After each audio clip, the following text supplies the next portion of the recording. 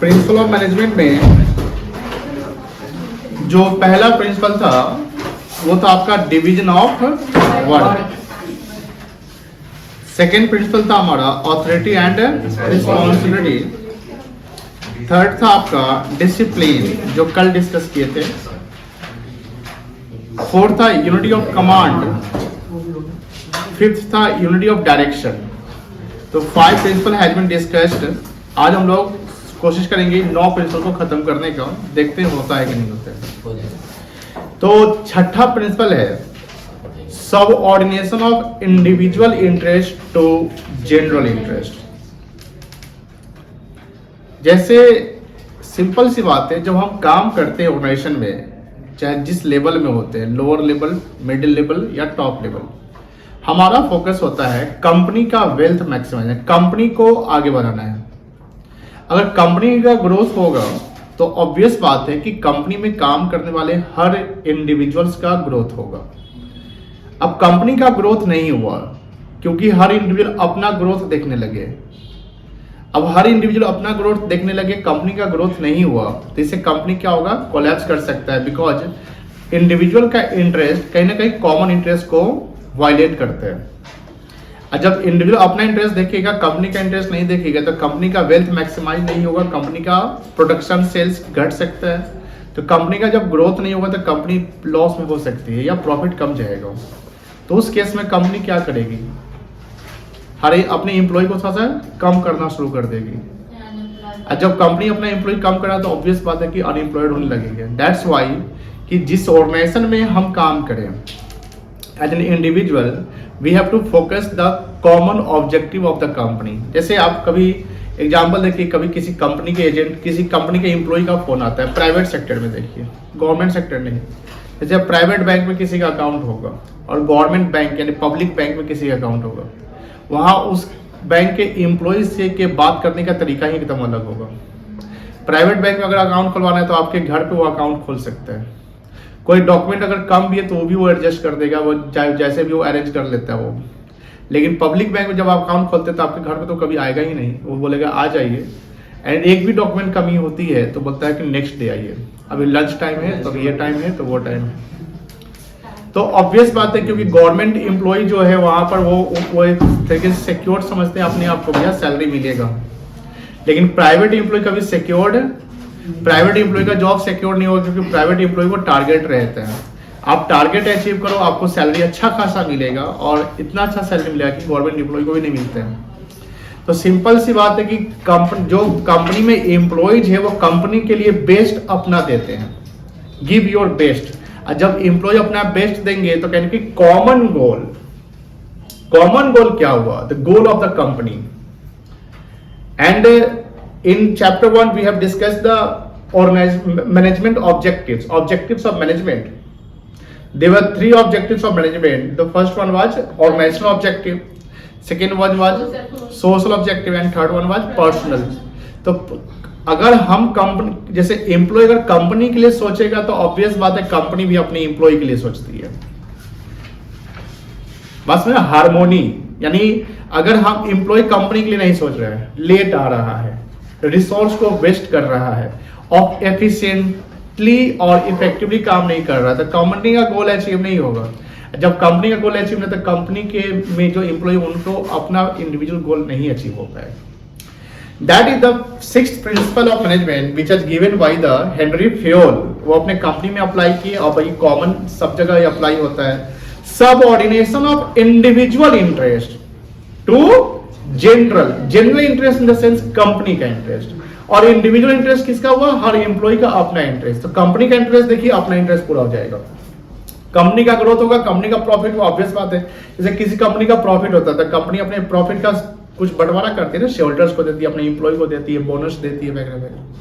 पढ़िए, according to this principle the interest of organisation must supersede interest of organisation must supersede the interest of individual और employee. Supersede मतलब क्या होता है, supersede मतलब होता है जैसे इंडिविजुअल का इंटरेस्ट और ऑर्गेनाइजेशन के इंटरेस्ट में हम किसको पहले तवज्जो देंगे, तवज्जो प्रेफरेंस किसको देंगे, सुपरसीड करता है, मतलब कि भैया इंडिविजुअल इंटरेस्ट बाद में, पहले ऑर्गेनाइजेशन का इंटरेस्ट।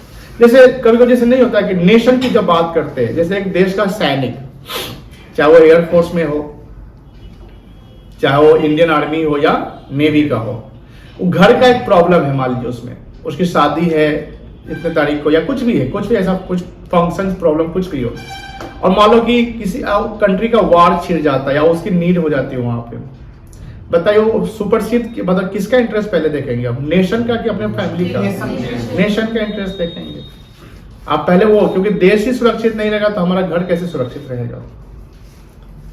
उसी प्रकार जब ऑर्गेनाइजेशन सुरक्षित नहीं रहेगा तो हम कैसे सुरक्षित रहेंगे। जिस ऑर्गेनाइजेशन में हम हैं उस ऑर्गेनाइजेशन का आप देखिए ना, ऑर्गेनाइजेशन आगे जाएगा, ऑब्वियस बात है कि आप भी आगे बढ़ेंगे। ऑर्गेनाइजेशन आगे नहीं हुआ तो आप भी निकल गए। जैसे आप देखिए, जैसे मान लो कि कोई कंपनी है, जैसे विजय माल्या की कंपनी हुआ करती थी, नाम सुने होंगे, किंगफिशर। अब वो कंपनी नहीं रही। चाहे अभी देखो बाइजू का नाम सुनते होंगे आप लोग। बाइजू में पहले जानवे करते उसका टर्नओवर बहुत अच्छा खासा करोड़ों, जहां पर फुटबॉल का नंबर 1 प्लेयर जो लियोनेल मेसी है उसका ब्रांड एम्बेसडर बनाया, वर्ल्ड लेवल पे बाइजू को लाया। वो फुटबॉल में वो मतलब जो फीफा वर्ल्ड कप होता है, जो विश्व का सबसे महंगा गेम होता है, उसका वो उसको इंडोर्स करवाया। आज बाइजू की स्थिति देखिए कि सारा जो अपना ऑफिस है उसको बंद करना पड़ गया। एक हेड ऑफिस चल रहा है नाम मात्र का। उसका एक न्यूज हम जस्ट सुने थे कि एक स्टूडेंट अपने पापा मम्मी के साथ आया, उसका पैसा बाकी था और वो बोला कि हमको पैसा रिफंड करिए, और उस कंपनी के पास पैसे नहीं थे रिफंड करने के लिए, एक स्टूडेंट का पैसा नहीं था। तो क्या किया कि जो ऑफिस में टीवी लगा हुआ था, वीडियो भी वायरल हुआ था, उसकी माँ वीडियो बनाई थी, उसके पापा गाली दे रहे थे, वो बचपा टीवी उठा रहा था। माँ का फोटो वीडियो नहीं आके माँ को कैमरा ली हुई है। न्यूज आया था, ये न्यूज नेशनल न्यूज था, एंड वो टीवी बोला कि जब पैसा होगा तो लौटा देना, टीवी ले जाना। That is the situation of Byju. ये सबके सामने है। बाइजू आपके सामने खड़ा हुआ, लॉकडाउन में खूब कमाया। आप सबके घर गया जरूर होगा, रात के 8 बजे भी 9 बजे भी स्कॉलरशिप का, अरे बहुत टैलेंटेड बच्ची है, स्कॉलरशिप मिल जाएगा। अब 5वां क्लास में बच्चा है, 10वां क्लास तक एडमिशन आपका करवा दे रहा है। बात समझ में आ रही है? तो बाइजू क्या किया, एक ही बार में 5 साल का फी ले लिया। अब आप बोलेंगे, आपके मम्मी पापा बोलेंगे पैसा तो दिक्कत है सर, कोई दिक्कत नहीं ना, ये करवाते हैं, फाइनेंस हो जाएगा। क्या हो जाएगा? फाइनेंस, लोन कर दिए EMI से, कोई इतना महीना लगेगा। अब हर पेरेंट्स चाहता है कि हमारा बच्चा के लिए सबसे अच्छा बने, है ना, जितना कमाए। हम नून रोटी खाएंगे लेकिन बच्चे का पढ़ाई में कमी नहीं होना चाहिए। अब हो गया वही नून रोटी का हिसाब हो गया। अब बाइजू का एक समय ऐसा था कि ग्रोथ था, 100 करोड़ 200 उसके लिए कुछ भी नहीं थी। आज देखिए, आज अब मान लीजिए कि बाइजू नहीं रहा, बाइजू का ऑफिस नहीं रहेगा, बाइजू ने अपने एम्प्लॉय को बोला कि वर्क फ्रॉम होम करो, वर्क फ्रॉम, जितना सैलरी उसका 50% मिलेगा, काम करना करो, नहीं करना नहीं करो। कंपनी नहीं रहा तो एम्प्लॉय का क्या, इसलिए कंपनी का सोचिए, आपका इंटरेस्ट पूरा हो जाएगा। समझ गए? चलिए, तो सुपरसीड मतलब आपके ऊपर जो सुपरसीड करते हैं।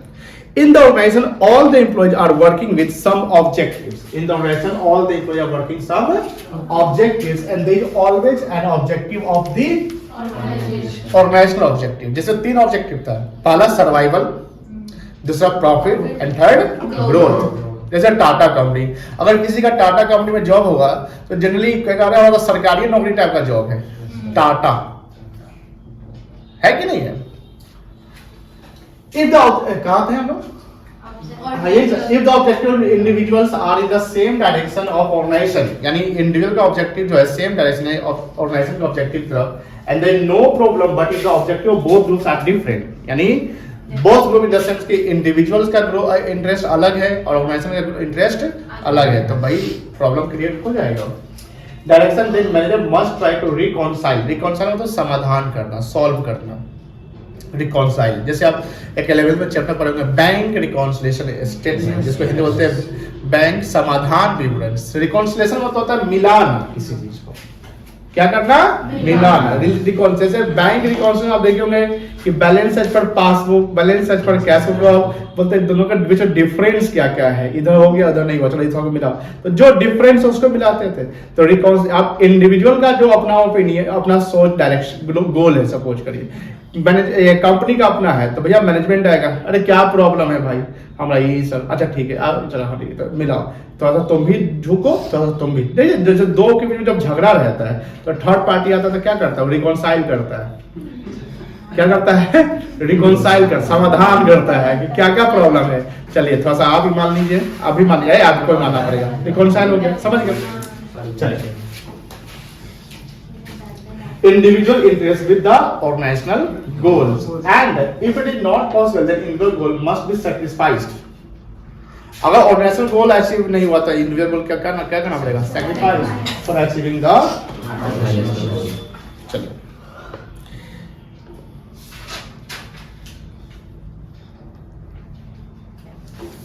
पेज कम लग रहा है क्या, 71 पेज नहीं है, 71 73, तो 72 कहाँ गया? हाँ रुक जाइए, मेन बुक में देख लेते हैं। कटा तो नहीं होगा, कट सकता है, हो सकता है कि हमें कहीं काट दिए होंगे।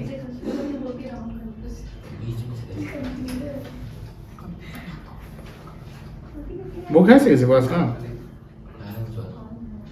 73 यहाँ पे है ना, नहीं मैंने बुक से कटा हुआ है। एक काम करिए, बुक लाए क्या आप लोग, लाइए तो 72 नो पेज, आप लोगों को पेज का अलग होगा, आप लोग कटा हुआ है क्या,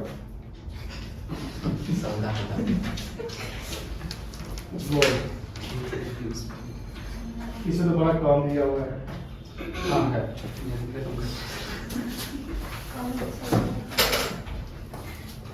एक इसको हम ऐड कर देते हैं।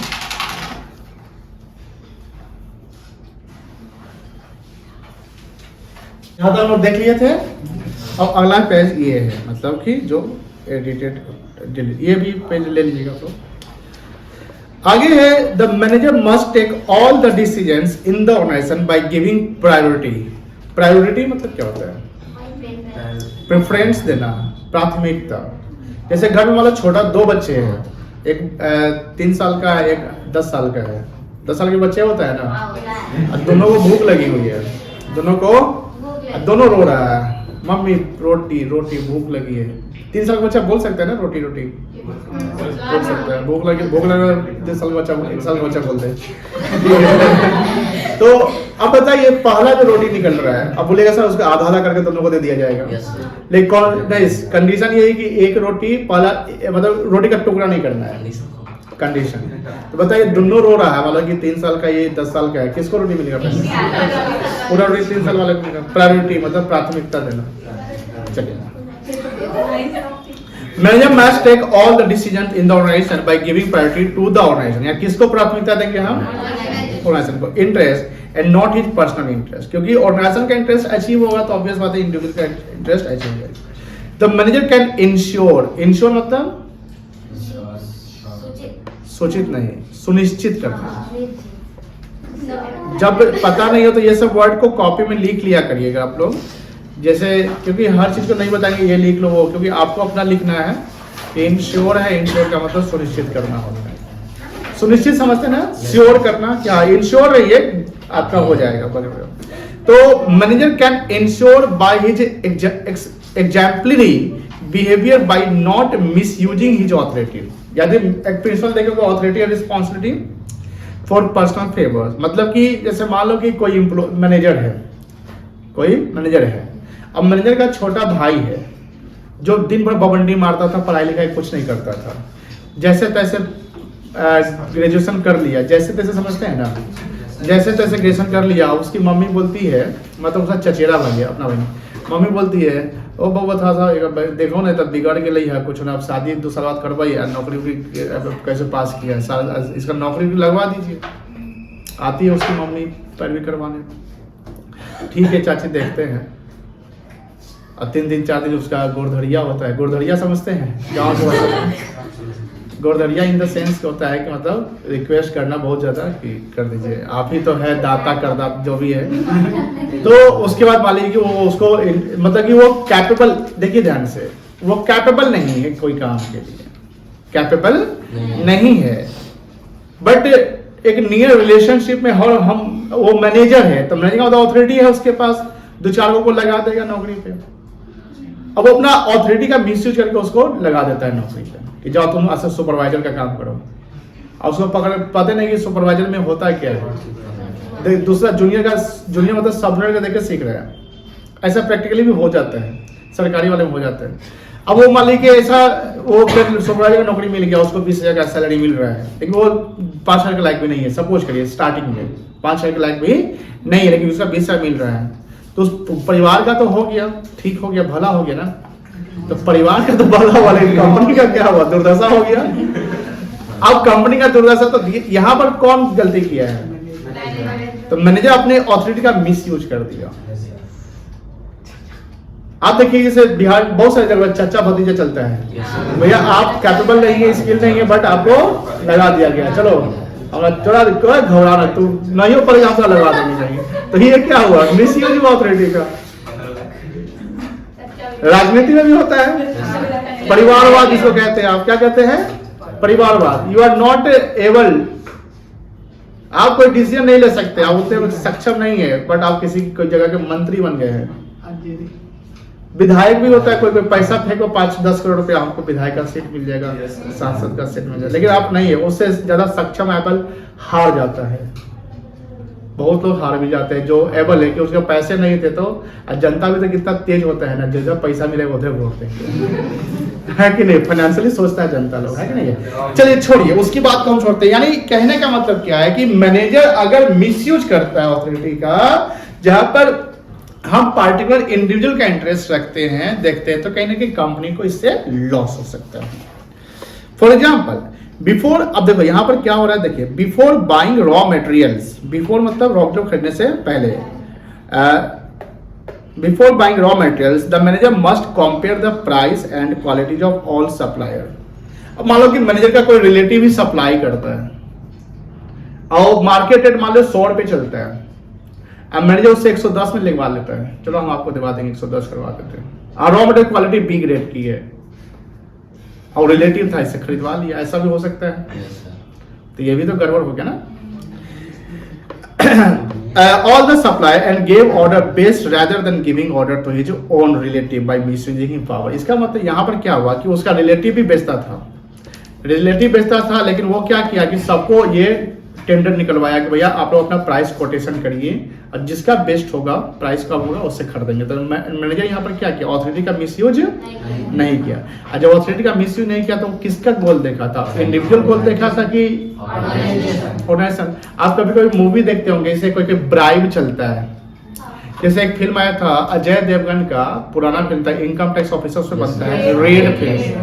तो रेड फिल्म में वो प्रिंसिपल मैनेजमेंट देखा, वो कौन सा प्रिंसिपल, ये subordination of individual interest to देश का इंटरेस्ट देखेंगे। उसमें वो जो जिसका रेट पड़ता नहीं बोलता है, अरे जितना लेना है ले लो भाई, ले लो। अब मान लीजिए कहीं इनकम टैक्स डिपार्टमेंट वाला आपके घर आया, आपके यहाँ खूब पैसा मिला, बोले सर 50% पे अति करते हैं, क्या 5-10 करोड़ हम आपको दे देते हैं, जाइए ना सर, क्या आप नहीं दिखाइए।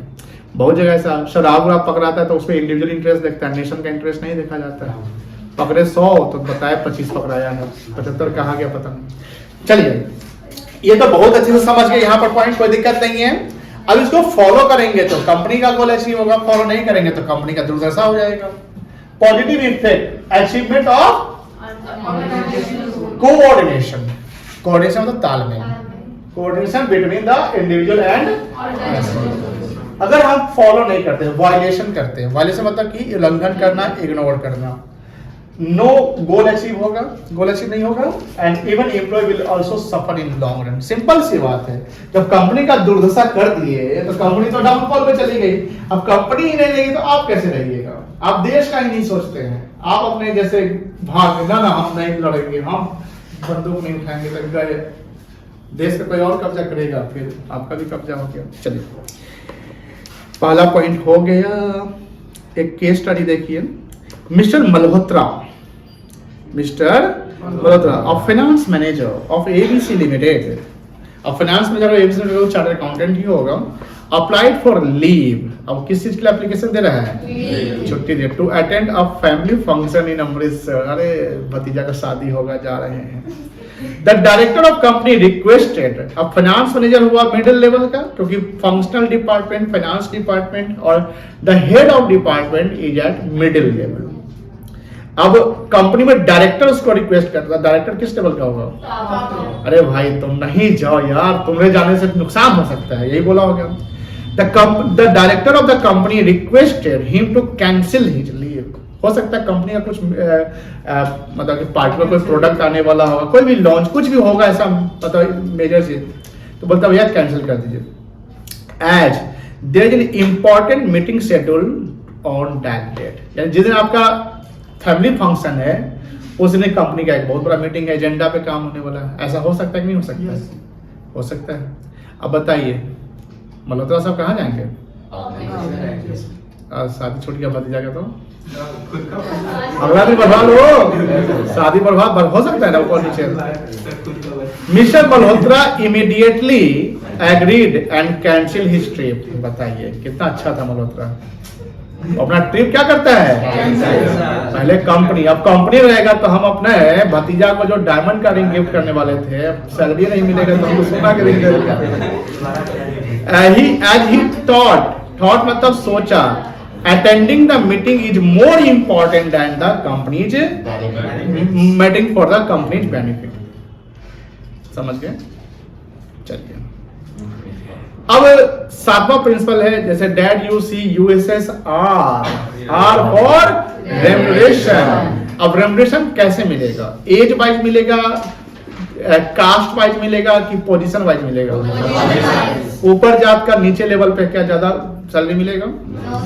आप देखेंगे इक्विटी एंड जस्टिस भी एक प्रिंसिपल है, no caste, no creed, no religion, no भेदभाव। कंपनी में नहीं चलता है, पॉलिटिक्स में चलता है। पॉलिटिक्स में कैसे चलता है? जिस धर्म का ज्यादा लोग होगा, जिस जाति का होगा, वही जाति के एक आदमी को टिकट मिल जाता है कि तोरा तो ये पक्का लगो, व्हाटएवर। चलिए, और ये सब लोगों के मन में ब्रेन वॉश कर दिया गया है, बट हम लोग तो पढ़ने लिखने वाले बच्चे हैं तो हम लोग समझदार हो गए हैं। तो कहने का मतलब यह है कि कंपनी में एम्प्लॉय का रेम्युनरेशन जो डिटरमाइन किया जाता है as per his job position, as per his job position. जिस जॉब पोजीशन पे है उस पे जो रेम्युनरेशन बनता है वो आपको मिलेगा। अगर एक 60 साल का व्यक्ति प्यून का काम करता है या लोअर लेवल में फैक्ट्री में वर्क कर रहा है, एक 25 साल का यंग चार्टर्ड अकाउंटेंट किसी कंपनी में सीए के रोल में है, तो उस दोनों का सैलरी में अंतर हो जाएगा, है कि नहीं है? तो रेम्युनरेशन क्या होना चाहिए? रीजनेबल, मतलब फेयर होना चाहिए। ऐसा नहीं कि किसी एम्प्लॉय को आप रेम्युनरेशन दे रहे हैं तो उसको कम लगे। और रेम्युनरेशन में एक मैस्लो रूल चलता है, मैस्लो, स्टाफिंग पढ़ेंगे तो सीखेंगे। मैस्लो का हायरार्की होता है। हायरार्की क्या होता है कि जब कंपनी में फर्स्ट टाइम किसी की ज्वाइनिंग होती है तो वो क्या सोचकर ज्वाइन करता होगा कि सैलरी मिले, बट क्या सैलरी मिले वो ये सोचता होगा कि भैया इतना सैलरी मिले कि हमारे बेसिक नीड पूरा हो जाए, food, shelter, cloth, health and education, बच्चे अगर है तो। अब सर प्यून जब नौकरी कर रहा है, फर्स्ट टाइम जा रहा है, मतलब प्यून का नौकरी है, सपोज करिए लोअर लेवल में क्लर्क का जा रहा है, तो उसका सैलरी एक्सपेक्टेशन उस लेवल, उसके स्टेटस के अकॉर्डिंग होना चाहिए। वो ये नहीं सोचेगा कि लाख रुपया मिलेगा तो बढ़िया से मेरा जिंदगी निकल जाएगा, ये नहीं सोचेगा। मेरी बात समझिए, वो 15-20 हजार रुपया में मतलब कि उसका हो जाएगा रहन। लेकिन एक चार्टर्ड अकाउंटेंट का कैंपस होता है तो उसका पहला एक्सपेक्टेशन 15-20 हजार होगा, लाख के करीब में होगा, 70-80 हजार, 50 हजार, है कि नहीं? तो ये ध्यान रखेंगे मैस्लो। तो जो आपकी सैलरी मिलनी चाहिए या सैलरी जो मिलती है उसे उस इंसान का बेसिक नीड पे रहना चाहिए। बेसिक नीड डिपेंड करता है आपके लिविंग स्टैंडर्ड पे। बेसिक नीड किस पे डिपेंड करता है? लिविंग स्टैंडर्ड पे। जैसे आप नहीं 12th पास करके आपकी नौकरी होती है तो आपका सैलरी क्या बनेगा? ग्रेजुएशन कर लेते हैं, सीए कर लेते हैं, एमबीए कर लेते हैं, तब सैलरी क्या बनेगा? दोनों में फर्स्ट टाइम में ज्वाइन करते हैं तो सैलरी में अंतर आ जाएगा ना। चलिए नोट से पढ़ते हैं। According to this principle employees in the organisation must be paid fairly और एडिक्वेटली। एडिक्वेट मतलब क्या होता है? सफिशिएंटली, सफिशिएंट होता है पर्याप्त, टू गिव द मैक्सिमम। अब पहला सेटिस्फैक्शन यही होता है। साइकोलॉजिकल सेटिस्फैक्शन इंसान का क्या होता है? रोटी, कपड़ा, मकान, हेल्थ और एजुकेशन, ये पूरा होना चाहिए। अब हमको सैलरी उतना मिल रहा है उससे हमारा रेंट में निकलता है, खाना नहीं हो पाता है, कपड़ा नहीं खरीद पाते हैं, तो कैसे काम? तब उसमें काम करेंगे हम? नहीं करेंगे। चलिए, the employee should be same time should be paid fair wages and salary which would give at least a reasonable standard of living. Standard of living मतलब कि भैया जिंदगी जीने के लिए उतना पैसा मिल जाना चाहिए जितना में, मतलब उतना सैलरी मिलना चाहिए जितना में हमारा सर्वाइवल फेज चल सके। तो पहला किसी का नीड होता है साइकोलॉजिकल सेटिस्फैक्शन, वही 5 चीज। पहले तो रोटी, कपड़ा, मकान हुआ करता था, अब हेल्थ एंड एजुकेशन को भी ला दिया गया है, ठीक है ना। उसके बाद आप थोड़ा सोशल स्टेटस स्टीम पे जाएंगे। पहले ही आप अपना जैसे ध्यान रखिएगा, शुरुआत में जो एम्प्लॉय ज्वाइन करता है तो वो फॉर्मल वे में ज्यादा रहता है कि इनफॉर्मल में रहता है? फॉर्मल में रहेगा, वो कहीं भी जाएगा यस, मतलब वो मजाकिया हिसाब से नहीं काम करेगा और वो स्टेटस नहीं देखेगा अपना, ये नहीं कि इज्जत की सम्मान मिले। पहले वो देखेगा भैया हमको जॉब सिक्योरिटी हो, बेसिक नीड पूरा होना चाहिए। जब इंसान का बेसिक नीड पूरा हो जाता है तब थोड़ा सोशल स्टेटस और जेस्चर और लव एंड अफेक्शन पे जाता है।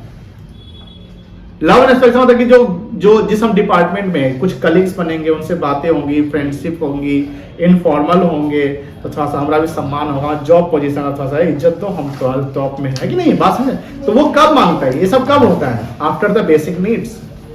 पहले ही हम देखेंगे हमको सम्मान मिलना चाहिए, इज्जत मिलना चाहिए, नहीं, पहले तो अपना पेट देखना। पहले क्या देखना पड़ेगा? पेट देखना पड़ेगा, रोटी, कपड़ा एंड बात समझ आ रही है ना? चलिए आगे देखिए। हाँ, यहां से शुरू होता है। The at the same time it should be within the paying capacity of the company. Company की कैपेसिटी भी पेइंग कैपेसिटी होनी चाहिए। The fair wage is determined according to, कैसे डिटरमाइन करेंगे? Financial capacity of the concern. Concern का मतलब यहाँ पर क्या कहलाएगा? ऑर्गेनाइजेशन। सहमति कोई बोला था, कंसेंट मतलब सहमति था। By keeping in mind the minimum wages act. आप देखते होंगे लॉज भी गवर्नमेंट की बनती है, मिनिमम वेजेज एक्ट है ना, जानते हैं? देखिए बताता हूँ मैं। वेजेज क्या मतलब कि कम से कम इतना पैसा आपको मिनिमम।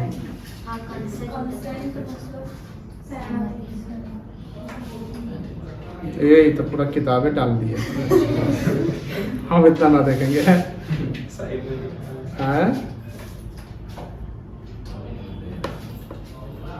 कम में थोड़ा बढ़िया देख लिया था, मिनिमम रेट और देखो दिखा क्या?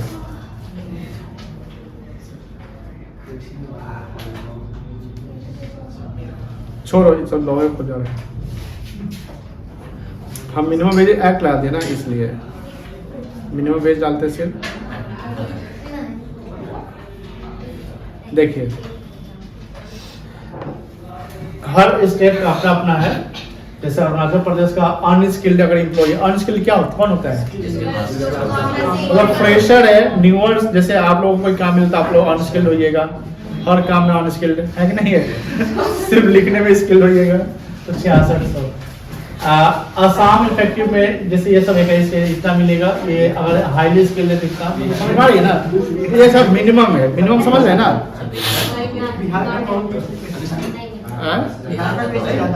बिहार का ज्यादा है। अच्छा, the ways and salary paid by the competitors. अब ये भी देखना पड़ेगा कि इस जॉब पोजीशन पे इस कंपनी में कितना मिल रहा है और इसी का कंपटीटर उसी जॉब पोजीशन पे कितना दे रहा है, क्योंकि अगर वो ज्यादा दे रहा हो तो एम्प्लॉय क्या करेगा? चल देखिएगा कभी कभी आपके भैया किसी एक समय में इंडसइंड बैंक में कर रहे थे, आप देख रहे हैं तो कोई विजया बैंक में या क्या बोलते हैं कोटक में या इसी कोई बैंक में, मतलब चेंज होते रहते हैं। प्राइवेट जॉब में हमेशा चेंज कोई करता है, क्यों करता होगा? तो थोड़ा सा वहां पर सैलरी पैकेज क्या होगा? अच्छा होगा। चलिए अब इसका, अब मान लीजिए कि अगर रेमुनरेशन के प्रिंसिपल को हम फॉलो करते हैं तो हमारा एम्प्लॉय को सैलरी प्रॉपर मिलेगा, तो वो क्या होगा? मोटिवेटेड रहेगा। मोटिवेशन कैसे मिलता है? पैसा से मिलता है, नहीं मिलता है? पैसा मिला तो मोटिवेशन, तो काम क्यों नहीं होगा? अब पैसा नहीं दीजिए एम्प्लॉय को तो सुबह आते ही थका हुआ फील करेगा, उसके माइंड में मन में क्या हो रहा है, कब क्रेडिट होगा अकाउंट, कब क्रेडिट होगा। जैसे अकाउंट क्रेडिट हुआ, मैसेज आया, टन your account has been credited by ₹60,000। आप बताइए सर क्या क्या काम करना है? तो मोटिवेशन दो प्रकार से होता है, एक फाइनेंशियल और एक नॉन फाइनेंशियल। कंपनी में फाइनेंशियल मोटिवेशन हुआ जो मॉनेटरी मोटिवेशन कहलाता है कि आपको टाइमली सैलरी रीजनेबल, मतलब जो बनना चाहिए वो मिल रहा है। और नॉन फाइनेंशियल हुआ इज्जत सम्मान भी। अब सम्मान इज्जत मिलवे नहीं करता है, बात समझ रही ना, कि सम्मान इज्जत भी एक मोटिवेशन होता है। समय समय जैसे आपने ज्यादा काम किया, best employee of the year आपको मिलता है इस बार। प्रमोशन, प्रोसेस समझते हैं ना? आपको चलो फैमिली टूर पे आपको 4 लाख का पैकेज मिल रहा है, जाइए घूम के आइए, मिलता है। तो this is also the motivation. एक बच्चा बोला डिमोशन। डिमोशन मतलब क्या होता है? डिमोशन भी मोटिवेशन है। Demotion is the negative motivation. Positive motivation हुआ प्रमोशन, और डिमोशन हुआ नेगेटिव मोटिवेशन। जैसे कि आप काम नहीं करिएगा तो कंपनी प्रमोट थोड़ी करेगी, ट्रांसफर कर देगी बैकवर्ड एरिया में, जाइए। दूसरा चीज, जैसे घर में बच्चा जब बहुत मतलब कि जैसे एक फिल्म देखे थे तारे जमीन पर, तो तारे जमीन पे एक क्या नाम है उसका, छोटे का ईशान अवस्थी, उस कैरेक्टर का नाम रहता है। छोटा हो जाता है वो 2 चूहे से दांत निकलता है। एक उसका बड़ा भाई जो बड़ा ब्रिलियंट होता है, एक जो ब्रिलियंट नहीं रहता, बट वो एक फील्ड में स्किल्ड रहता है जो उसके पेरेंट्स नहीं जान पाते। उसको पेरेंट्स को पता है कि लिखने पढ़ने में ब्रिलियंट हमारा बेटा होना चाहिए। बात समझ रही है? तो एक को ना, जैसे दोनों को पेरेंट्स मोटिवेशन दे रहे हैं, एक को पॉजिटिव मोटिवेशन दे रहे हैं, बेटा रे ला दूध पी ले, हाँ बॉट बेटा पी, तेज हो गया, नहीं तेज बच्चा है ना, इसको आएगी ईशान अवस्थी नालायक, हम यादव कर पहले तब तुमको मिलेगा। उसके पापा कितने देंगे? उसको भी motivation, that is a negative motivation. Negative motivation जब हम बच्चे को डांट कर पढ़ा रहे हैं, डर से वो पढ़ रहा है। अब पॉजिटिव मोटिवेशन हुआ, बच्चा 4 घंटे से पढ़ा, बेटा तो कुछ खा ले बेटा, फिर पढ़ लेना। लो तुम्हारे लिए हम 2 क्लासमेट का कॉपी, अरे पापा क्लासमेट का कॉपी लाए, अरे क्योंकि पढ़ने वाला बच्चा को तो यही से खुशी मिलेगी ना। जो ना पढ़ रहा, पापा ये खिलौना लेके आएगा, रिमोट वाला कार लेते हैं ये। समझ गए ना? तो मोटिवेशन समझ गए। तो दिस इज द मोटिवेशन, यानी कंपनी में अगर हम मॉनेटरी सैलरी दे रहे हैं प्रॉपर, तो ये एम्प्लॉय मोटिवेटेड। देखो जो इंसान मोटिवेटेड होता है ना, वो बेस्ट काम करते हैं। आप मोटिवेटेड नहीं रहेंगे तो आप स्ट्रेस में जिंदगी जिएगा ना। स्ट्रेस समझते हैं ना, मतलब मानसिक दबाव रहेगा, तो आपके मन में निगेटिविटी चलेगी, तो फिर काम नहीं हो पाएगा। दूसरा डिवोशन। डिवोशन का मतलब क्या होता है? समर्पण, समर्पित। जैसे नहीं होता है कोई काम के लिए कितने डिवोटेड है। डिवोशन एंड कमिटमेंट्स, कमिटमेंट मतलब वचनबद्ध ऑफ एम्प्लॉयज इम्प्रूव। सिंपल, जब कंपनी में आपका पैकेज अच्छा है, आपको जॉब सिक्योरिटी मिला है, आपको कंपनी सारी फैसिलिटीज दे रही है, तो you will be devoted to that company, because company है तो आप है, और कंपनी सब आपको दे रही है, तो आप कंपनी के लिए काम करेंगे नहीं करेंगे? चलिए, अब अगर ये इसका वायलेशन होता है, कंपनी में जो मैनेजर है वो अपना ऑपरेटिव के कारण बोलता है कि जैसे किसी से नहीं होता है कि बकझक हो गया, जैसे नहीं होता है मैनेजर से लड़ लिया, छोटी का रुक चला बेटा बताते हैं अभी थोड़ा सैलरी देते हैं। चल मान लो कि एक दिन सुपीरियर और सबलेट दोनों अपने फैमिली के साथ मूवी हॉल में मूवी देखने गया। अब सबलेट अगला लाइन में अब वो अपना नहीं रहता है। देखिए कंपनी का अलग, वहां सुपीरियर सबऑर्डिनेट है, मार्केट में कोई सुपीरियर सबऑर्डिनेट नहीं है। और वहां मैनेजर बोलता है, यो हमारा सलाम सर, प्रणाम सर, ऐसा करे, और वो कर भी नहीं किया।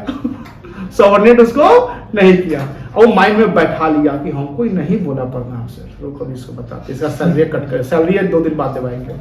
समटाइम कभी कभी ऐसा, कभी कभी जैसे ये हो जाता है कि अगर सबऑर्डिनेट और सुपीरियर साथ कुछ मतभेद होता है तो खुन्नस समझते हैं ना, तो वो सुपीरियर ध्यान रखता है कि तोरा हम बदला लेंगे बेटा, ऐसा हो जाता है। तो इससे सिंपल सी बात है कि अगर उसका सैलरी कट हो जाता है तो ऑब्वियस बात है कि एम्प्लॉय डीमोटिवेटेड हो जाएगा।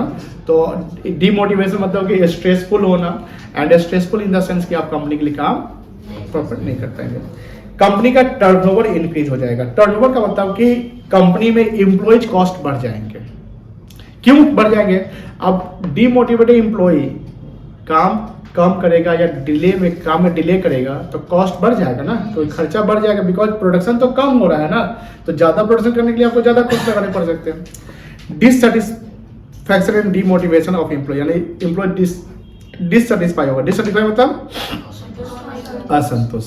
फिर आपका सेंट्रलाइजेशन एंड डिसेंट्रलाइजेशन। सेंट्रलाइजेशन का मतलब होता है केंद्रीयकरण, डिसेंट्रलाइजेशन विकेंद्रीयकरण, विकेंद्र। अब सेंट्रलाइजेशन क्या होता है? जो सेंट्रल ऑथोरिटी होता है किसी, यानी जब पावर, ऑथोरिटी एंड रिस्पॉन्सिबिलिटी कुछ लोगों में, कुछ फ्यू हैंड्स होते हैं तो उसको सेंट्रलाइजेशन कहते हैं। और डिसेंट्रलाइजेशन कहते हैं जब पावर ऑथोरिटी को हम बांट देते हैं। जैसे बड़ी कंपनी टाटा, रिलायंस, अडानी, एसबीआई, ये सब कंपनीज क्या ना पावर जोनल लेवल पे, ब्रांच लेवल पे दे देती है कि भैया जोनल मैनेजर रहेगा, ये जोन का काम वो करेगा, ब्रांच मैनेजर इस ब्रांच का काम वो करेगा। तो ये पावर को क्या कर दिया, मैं डिस्ट्रीब्यूट कर दिया, इसको कहेंगे डिसेंट्रलाइजेशन। जैसे इंडिया एक डेमोक्रेटिक कंट्री है। डेमोक्रेटिक कंट्री में क्या होता है ना कि जहां पर पावर जो है ना वो बंटता है। जैसे देश का पावर पीएम के पास, लेकिन हर देश में भी स्टेट बन जाते हैं, स्टेट के पावर चीफ मिनिस्टर को चले जाते हैं, फिर स्टेट में एक डिस्ट्रिक्ट बनता है, डिस्ट्रिक्ट का power district manager, district magistrate DM को जाता है, फिर हर डिस्ट्रिक्ट में कोई जैसे शहर भी होते हैं, गांव भी होते हैं, गांव का पावर मुखिया, हेड ऑफ विलेज मुखिया को चला जाता है। तो यहाँ पर पावर को क्या किया जा रहा है, बांटा जा रहा है, तो इसको डिसेंट्रलाइजेशन कहते हैं। और सेंट्रलाइजेशन क्या हुआ, पूरे कंट्री का पावर किसी एक के पास है जो वहां पर डिसीजन ले लिया। जैसे नोटबंदी में नरेंद्र मोदी आए और 8 नवंबर 2016 को उन्होंने बोला कि भारत में नोट बंद, ये 500 और 1000 कितना का 500 1000 का नोट बंद होगा आज रात 12 बजे से। तो ये सेंट्रल पावर था, सेंट्रलाइजेशन इसको कहेंगे। वहां पर सीएम से पूछा ही नहीं गया कि आपका क्या राय है, आपका क्या राय है, बात समझना नहीं ना, पूरा इंडिया में अप्लाई। तो ये सेंट्रलाइजेशन कहलाएगा। फिर अब कोरोना जब शुरू हुआ था तो पहला जो शुरुआत के लॉकडाउन में मोदी साहब डायरेक्ट लगवाते थे कि पूरे भारत में जनता आंदोलन, क्या बोला, जनता कर्फ्यू, सॉरी जनता आंदोलन नहीं है, सॉरी, जनता कर्फ्यू लगाएंगे, घंटी बजाना है, दिया जलाना है। तो दैट वाज द सेंट्रलाइजेशन। क्या सेंट्रलाइजेशन। लेकिन जब बाद में क्या हुआ, स्टेट वाइज लॉकडाउन लगता था, याद होगा कि सब स्टेट के मीटिंग से वर्चुअल मीटिंग होती थी। वर्चुअल मतलब ऑनलाइन वीडियो कॉन्फ्रेंस में। बताइए बिहार के सीएम नीतीश जी, आप बताइए आपका क्या राय है। तो आप बिहार का, हम पावर बिहार के सीएम को दे दें कि भैया बिहार में लॉकडाउन आपको लगाना है नहीं लगाना है, आप समझिए। आप बताइए बंगाल के सीएम ममता बनर्जी, आपको क्या करना है, अब वो अपना बताएंगे। तो that was the decentralisation. North Korea का नाम सुने, नॉर्थ कोरिया का नॉर्थ कोरिया का एक और तानाशाह है, Kim Jong Un. North Korea is the autocratic country. चल सुनिएगा, ऑटोक्रेटिक मतलब होता है डिक्टेटरशिप, तानाशाही। जैसे जर्मनी का चांसलर हिटलर हुआ करता था, जर्मनी का। रशिया का प्रेसिडेंट इस बार कौन बना, व्लादिमीर पुतिन, वो अपने लाइफ टाइम तक रहेगा, 2035 तक वही रहेगा। चाइना का राष्ट्रपति शी जिनपिंग। तो वहां पर सेंट्रलाइजेशन जनरली चलता है। आप चाइना में जाके देश के खिलाफ बोलिए ना, बोल रहे राइट टू स्पीच, बोलिए जाके, अंडरग्राउंड कराना दिया था मेरा नाम नहीं। वहां बोलिए कि चाइना का जो प्रेसिडेंट है वो डिक्टेटरशिप चलाता है, तानाशाही करता है। बाहर से कहीं दुनिया के किसी कोना में बैठकर चाइना के प्रेसिडेंट बोलिएगा ना, कल होके आप गायब हो जाइएगा। इवन दो चाइना का सबसे अमीर आदमी ये था जैक मा, अलीबाबा का नाम सुनते हो, अलीबाबा कंपनी है, जैक मा। वो एक बार कुछ बोल दिया कि देश में कुछ सही नहीं हो रहा है, उतना बेचारा बोला, कुछ ज्यादा नहीं बोला था। उसको 2-3 साल अंडरग्राउंड करा दिया। उसका शेयर मार्केट में इतना डाउनफॉल हुआ कि 50-25% पे आ गया सीधे। लेकिन इंडिया में कुछ लोग ऐसे हैं जो इंडिया के बाहर बैठ के बोलते हैं कि यहाँ डिक्टेटरशिप है। ये गलत है, डिक्टेटरशिप नहीं होता। डिक्टेटरशिप क्या होता है, वो जर्मनी के चांसलर हिटलर से सीखे कि डिक्टेटर क्या करते थे। किम जोंग उन से पूछे कि वो डिक्टेटरशिप, पुतिन से चाहिए आपका शी जिनपिंग से, ये डिक्टेटरशिप होता है कि उसके खिलाफ बोलिएगा तो आपका क्या हश्र होगा। यहाँ तो इतना गाली देता है सब जहां पर आप फ्रीली बोलते हो, वो डिक्टेटर से अगर होता ना, तो जहां बोलता अब भारत का इतना पावर है, ध्यान सुनिए का, भारत के पास इतना पावर है, वो कहीं से दुनिया किसी कोना से बोल सकता है ना उसको अंडरग्राउंड। दूसरा चीज कि अगर उसका वीडियो इंडिया में चल रहा है तो भारत सरकार जब तक परमिशन नहीं देगी वीडियो कैसे चलेगा? यूट्यूब चलता है ना यहाँ पे, तो यूट्यूब जो इंडिया में जो वीडियो हम लोग देखते हैं वो यूट्यूब गूगल की कंपनी है, और इंडियन गवर्नमेंट जब परमिशन देती है तो चलता है। अब मान लीजिए भारत सरकार के खिलाफ अगर बोल रहे हैं और वीडियो आपका कोई देख रहा है तो इसको डिक्टेटरशिप नहीं कहते हैं। डिक्टेटरशिप किसको कहते हैं? जब आप कितना बोलते और यहाँ वीडियो आपका चलता ही नहीं चलने देंगे, तो बोलेगा मेरे खिलाफ नहीं चलेगा, इसको कहेंगे। जैसे एक है यूट्यूबर ध्रुव राठी, वो बाहर रहता है बेचारा, यहाँ नहीं आता है, उसको डर लगता है, लेकिन सिंपल सी बात है इंडियन से बहुत कमाता है क्योंकि उसका वीडियो चलता है, लाखों करोड़ों में से जाता है। और इंडिया में अगर प्ले हो रहा है, इट डज नॉट मीन्स कि वो इंडियन गवर्नमेंट उसके खिलाफ है। अगर इंडियन गवर्नमेंट रहती तो उसको डिक्टेटरशिप बताया जाता है कि डिक्टेटरशिप होता क्या है। हम उसका कोई एंटी पार्टी नहीं, वो डिक्टेटरशिप का डेफिनेशन एक वीडियो बना कर दिया कि डिक्टेटरशिप क्या, इसको कहते हैं क्या, तो इसको नहीं कहते जो इंडिया में है, उसको कहते हैं जो जर्मनी में हुआ करता था, जो सद्दाम हुसैन हुआ करता था, सुने हैं ना, हिटलर, उससे भी पुराना था मुसोलिनी, सिकंदर। चलिए आइए, तो सेंट्रलाइजेशन समझ गए, सेंट्रल पावर, कुछ लोगों में कुछ के पास होता है डिसेंट्रलाइज्ड पावर को हम क्या करते हैं, बांट देते हैं। Centralization refers to the concentration of authority और power in the few hands. Few मतलब कुछ हैंड में, at the top level. Decentralization means evenly distribution of power, यानी पावर को हमने क्या कर दिया, बांट दिया। At every level of management according to Fayol a company must, देखो कभी भी फ्यूल क्या कहता है, कभी भी किसी कंपनी को कंप्लीट सेंट्रलाइजेशन में नहीं करना चाहिए, या कभी भी कंपनी को कंप्लीट डिसेंट्रलाइजेशन में भी नहीं रहना चाहिए। मान लीजिए हम पावर को बांट देते हैं, हमेशा यही करते हैं, तो फिर कभी आपको अपना डिसीजन लेना है तो रोक सकता है। इसलिए जहां सेंट्रल अथॉरिटी की जरूरत पड़ेगी, जैसे इंडिया में जब ये कुछ ऐसा डिसीजन था जो सेंट्रल गवर्नमेंट ने डायरेक्ट लिया, जहां स्टेट गवर्नमेंट से पूछने भी नहीं गए, तो उसको कहें कि वहां यानी यहाँ पर मिक्स्ड हो गया, the combination of both centralization and तो हर कंपनी में सेंट्रलाइजेशन डिसेंट्रलाइजेशन होना जरूरी है। लेकिन हाँ, प्रोप्राइटरशिप बिजनेस अगर चलता है, पार्टनरशिप चलता है, तो वहां सेंट्रलाइजेशन ही चलता है। जो प्रोप्राइटरशिप पावर किसके पास, मालिक के पास होगा। अब प्रोप्राइटरशिप मालिक कितना होता है, एक होता है, तो अपने एम्प्लॉय से हमेशा पूछते रहेगा क्या, नहीं पूछेगा। तो छोटी ऑर्गेनाइजेशन के लिए सेंट्रलाइजेशन चलेगा, लेकिन बड़ी के लिए दोनों चलेगा। ठीक है, चलिए। मैनेजर मस्ट टेक, ओ ऊपर नीचे हो गया है क्या, अच्छा यहाँ से, अच्छा वो जो 72 का पेज था वो इधर आ गया था।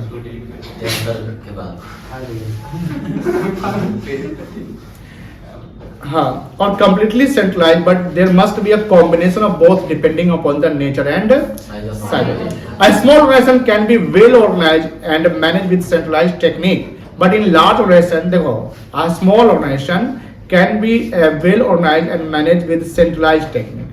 A small organization, जैसे AOC, अब AOC को मैनेज करने के लिए हम डिसेंट्रलाइजेशन कहाँ से करेंगे भाई, इसको सेंट्रलाइजेशन रखना पड़ेगा। But in the large organization, there is a need of decentralization. Secondly, if employees are efficient and competent, देखो decentralization में पावर उसी को दीजिए जो efficient और competent होना चाहिए। Saved है क्या? Then they can be trusted by having decentralization. But if employees are not fully developed, अगर fully developed, जैसे देखो centralization कहाँ चलेगा, जहां सबऑर्डिनेट जो है उसके पास एफिशिएंसी नहीं है, कॉम्पिटेंट नहीं, यानी वो डिसीजन नहीं ले सकता है, तो हम क्या चलाएंगे, सेंट्रलाइजेशन। डिसेंट्रलाइजेशन कहाँ चलाएंगे, जब हमारा सबऑर्डिनेट लगता है कि हाँ ये तो डिसीजन ले सकता है, ये कॉम्पिटेंट हो गया, ले बेटा, तो पावर दे देते हैं। समझ में आ गया? Employees are not fully developed and are less in number, then there must be a centralization. जहाँ एम्प्लॉय कम होंगे वहाँ सेंट्रलाइजेशन चलाइए, जहाँ ज्यादा होंगे वहाँ डिसेंट्रलाइजेशन। इसके फायदे क्या है, benefit of centralisation as well as decentralisation, मतलब कि दोनों का फायदा हो जाएगा, कंपनी को गोल अचीव होगा, और डिसीजन हम फास्ट ले सकते हैं। जब डिसेंट्रलाइजेशन रहेगा, ब्रांच लेवल पर डिसीजन लेना है तो फास्ट हो जाएगा, क्योंकि ब्रांच लेवल वाला जो ब्रांच मैनेजर है वो किसी जोनल से या एमडी से पूछने नहीं जाएगा। चलिए, अगर सेंट्रलाइजेशन कंप्लीट करते हैं, यानी पूरा सेंट्रलाइजेशन रहता है, तो काम जो काम का डिसीजन होगा उसमें डिले हो सकता है। Complete disclosure will result in misuse of authority, और अथॉरिटी का क्या हो सकता है बेटा? मिसयूज हो सकता है। चलिए 10 बज गया क्या? Yes sir. अभी कितना हुआ? 8 ही हुआ है, कल तक हो जाएगा। एक लास्ट पढ़ा देते हैं, उसका छोड़ देते हैं। जी सर। बहुत बड़ा। सीधा बैठे तो पहले किताब खोलिए, तो आप पहले पेन उठाइए, तो पहले हाईलाइटर उठाइए, तो पहले आप जहां जहां हम हाईलाइट करेंगे आपको हाईलाइट करना पड़ेगा। Principle of scalar chain, scalar chain बताया था, याद है? क्या बताया था? मतलब जब हम एक एक हायरार्की को फॉलो करते हैं, लोअर लेवल वाला जैसे लोअर लेवल में जो वर्कर है वो सुपरवाइजर से मिलेगा, सुपरवाइजर सुपरिटेंडेंट से मिलेगा, सुपरिटेंडेंट प्लांट सुपरिटेंडेंट से मिलेगा, वो अपने मैनेजर से मिलेगा, मैनेजर अपने डायरेक्टर से मिलेगा। तो this is the hierarchy and hierarchy is the scalar chain. जैसे मान लो गांव में किसी को तकलीफ होती है, अब क्या तकलीफ होगा? कुछ भी तकलीफ हो सकता है। मान लो उसको राशन नहीं मिल रहा है, वोटर आईडी कार्ड, जैसे इलेक्शन का समय आ गया, अब मान लीजिए कि वोटर आईडी कार्ड नहीं बनाया हुआ है, तो गांव का जो मेंबर है वो किससे सबसे पहले बात करेगा? ना वार्ड मेंबर से, जो हर वार्ड का एक मेंबर होता है। वो बोलेगा चलिए, अब वो उसका काम नहीं कर पाएगा तो वो किसके पास जाएगा? सरपंच मुखिया तो किसके पास जाएगा? अब मुखिया लेवल पे काम नहीं होता है तो डीएम के पास, डीएम लेवल पे काम नहीं होता है 5 मिनट फिर सीएम के पास जाएगा, सीएम को नहीं होता पीएम के पास। जैसे आपको बताया था एग्जाम्पल स्केलर का, वो दशरथ राम मांझी के नाम सुने हैं ना, जो पहाड़ तोड़ के रोड बना दिया था गया में, the mountain man of India के नाम से फेमस था। वो अकेले जब तक तोड़ेंगे नहीं तब तक छोड़ेंगे नहीं का कॉन्सेप्ट लेके चला था। अब वो सरकार से या उसके जो नेता होता थे उनसे उनको हेल्प नहीं मिला तो खुद अपने लेवल पे किया ना। जब हमारा सिस्टमैटिक वर्क नहीं हो पा रहा है, एक जो हायरार्की को फॉलो करते हैं वो हायरार्की कंप्लीट नहीं हो पा रहा है, तो हमको कहने के लिए क्या करना पड़ेगा? छलांग मारना पड़ेगा। क्या करना पड़ेगा? मतलब इमरजेंसी में हमको कहीं ना कहीं डायरेक्ट जाना पड़ेगा। तो इसको हम क्या बोलते हैं? गैंग प्लांक है। तो क्या कहेंगे बेटा? गैंग प्लांक है। तो गैंग प्लांक ये हुआ जब इमरजेंसी में आप जाते हैं, जहां पर आपका जो नेक्स्ट सुपीरियर है वो आपकी बात को फॉलो अगर नहीं कर रहा है, कोई दिक्कत नहीं है। पढ़े क्या? पढ़ना लिखिए खुद से पढ़िए। तो लास्ट किसका कॉल है?